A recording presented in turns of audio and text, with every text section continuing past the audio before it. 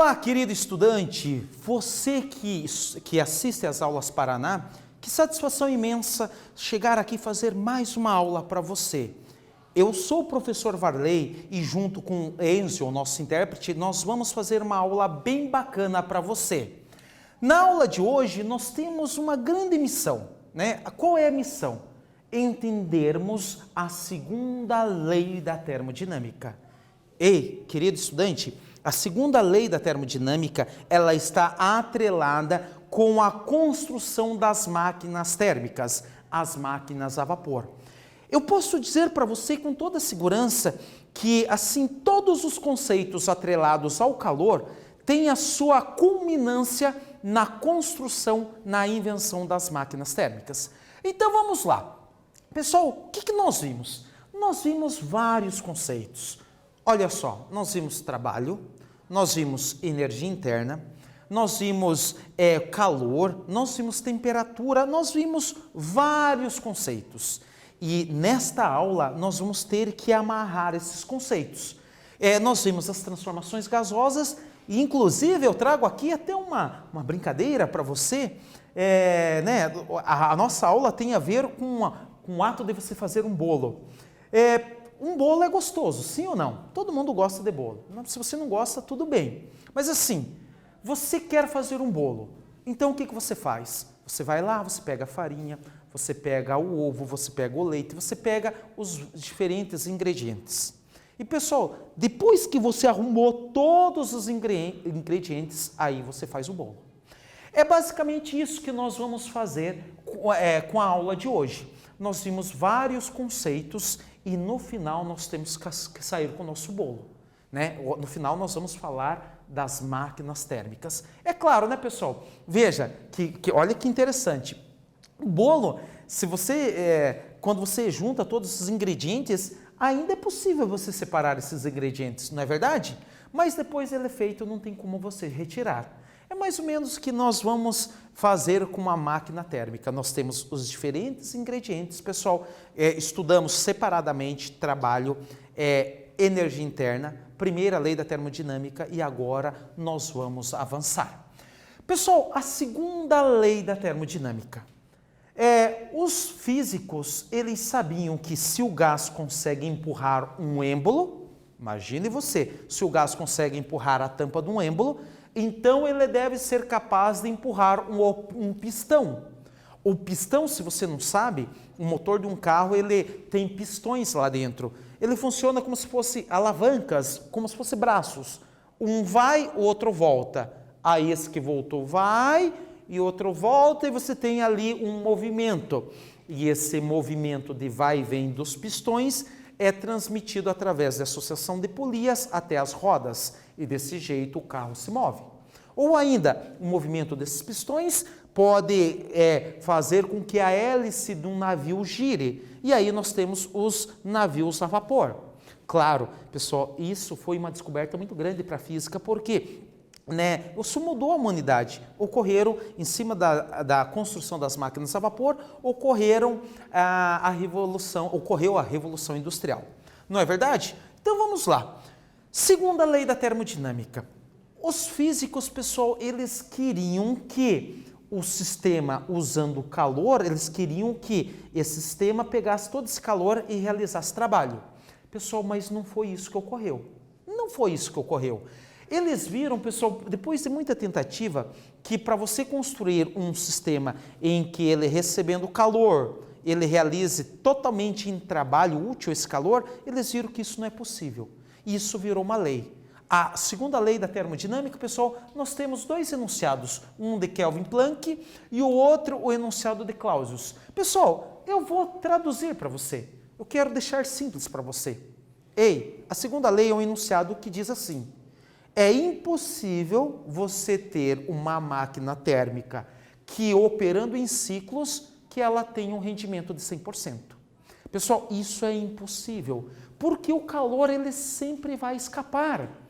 Pessoal, O calor, ele, de forma natural, ele sempre vai sair do corpo de maior para outro de menor temperatura. Isso é natural, então o calor vai querer escapar. E ele sempre vai escapar, ele sai espontaneamente. Lembre-se, da fonte de maior temperatura para de menor é espontâneo. Agora, do menor para de maior não é espontâneo. Você deve se perguntar, professor, é possível sair calor de uma fonte fria para uma fonte quente? Pessoal, é o que ocorre na geladeira. Cara, na geladeira sai calor da fonte fria e vai para a fonte quente. Mas para isso você tem que fornecer uma energia externa, que é a energia elétrica que você paga todo mês. Então, olha só, se você pegou isso, pessoal, lembre-se, num ciclo termodinâmico, pessoal, não tem como você converter todo o calor em trabalho, porque o calor foge para a fonte fria. Pessoal, não tem como você fazer isso. Vamos falar um pouquinho dos automóveis? Ei, talvez você não saiba disso, mas um automóvel, se você coloca R$100 de combustível, o rendimento desse automóvel ele é menos de 60%. Vamos chutar 60%?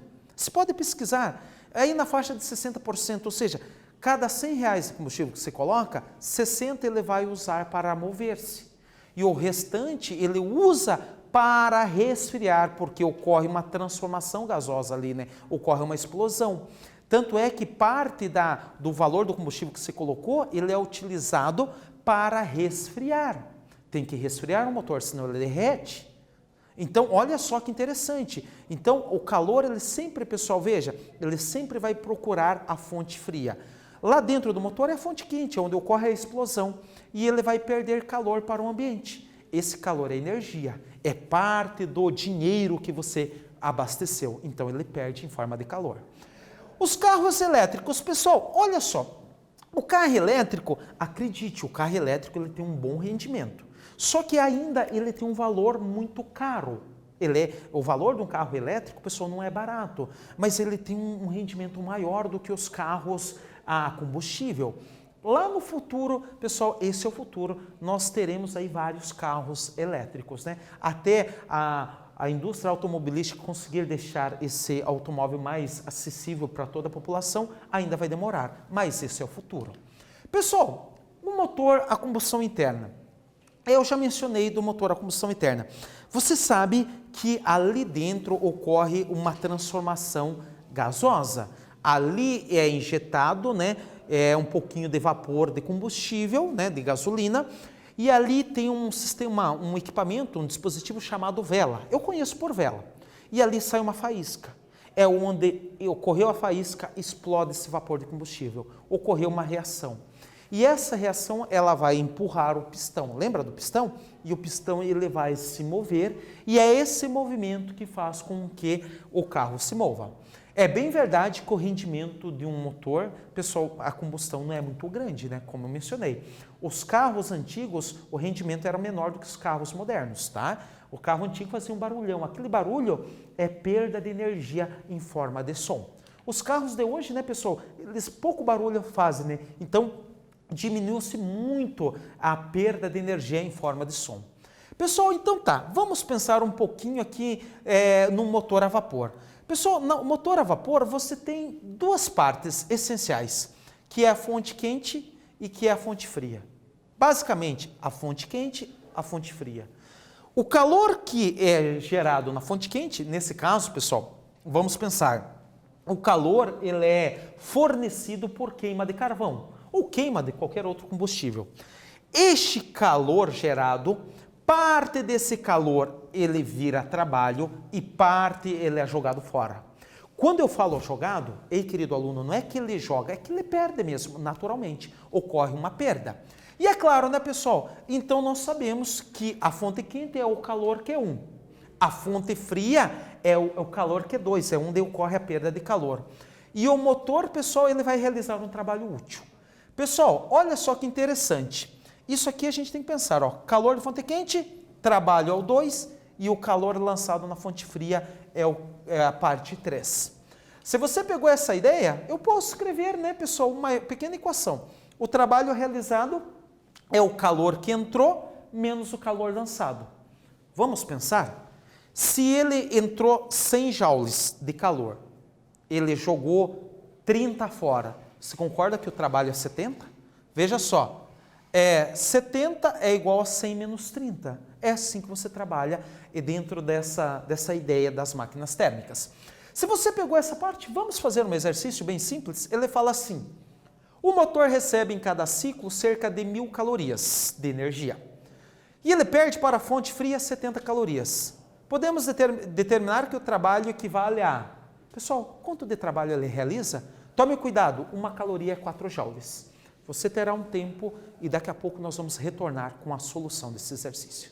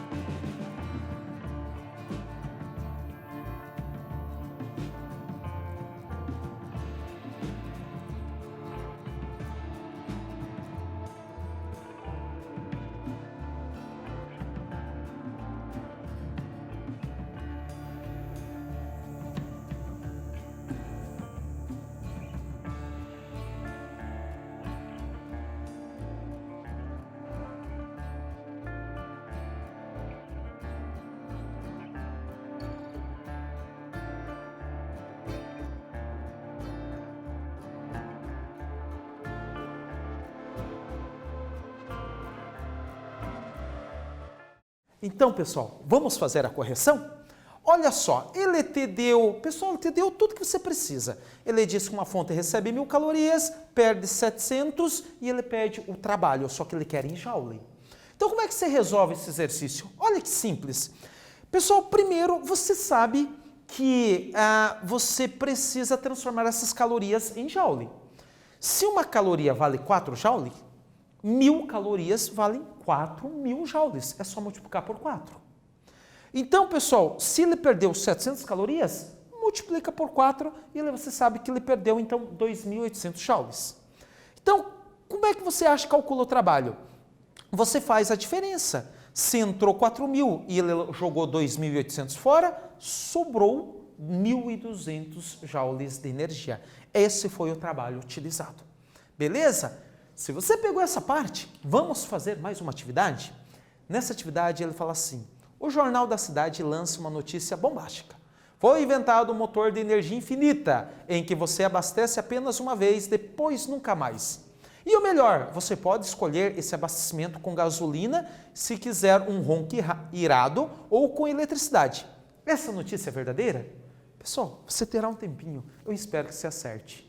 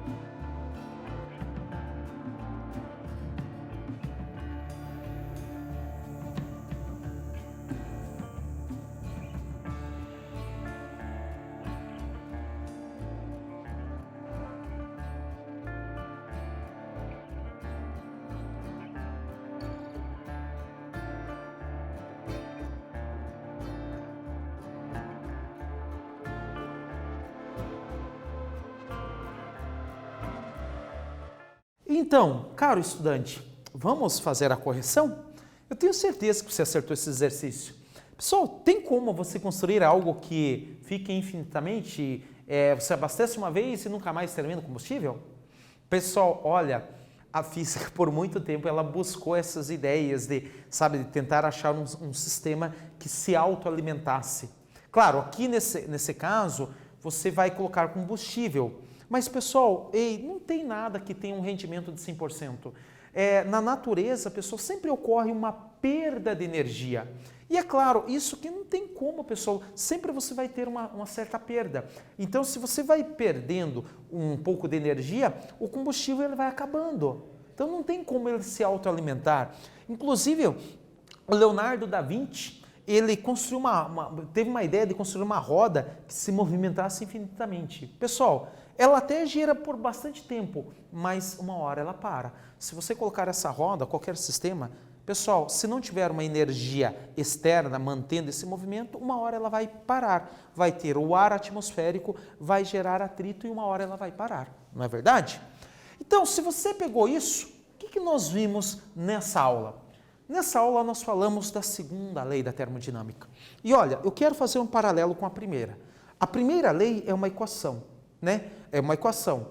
A variação de energia interna é igual ao calor menos o trabalho realizado. É uma equação, né? Ou ainda, o calor que o corpo recebe, ele realiza trabalho, mais varia a energia interna. É uma equação a primeira lei. A segunda lei, ela é um enunciado. É um enunciado que diz o seguinte: não tem nenhum sistema que operando em ciclos, nenhuma máquina que operando em ciclos consiga ter um rendimento de 100%. Então, pessoal, não esqueça disso. Claro, essa foi a nossa aula. Desejo você muito sucesso, desejo você que você lute, busque, estude, leia, mas acima de qualquer coisa, se cuide. Um forte abraço e até a nossa próxima aula.